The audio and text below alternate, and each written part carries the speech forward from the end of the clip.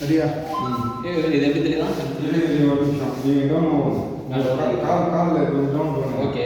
இவர் வச்சு அவர் எடுக்கும் போது பிடிச்சிட்டு நீங்கள் அப்படியே இருக்கணும். நான் மட்டும் இப்படி எழுந்திருப்பேன். பார்க்கும்போது கவர் ஆகும். நீங்கள் ஸ்டடியாக இருங்களா? நீங்கள் கொஞ்சம் ஓகே ஓகேவா? கை ஸ்டடியாக வரும். Rolling action.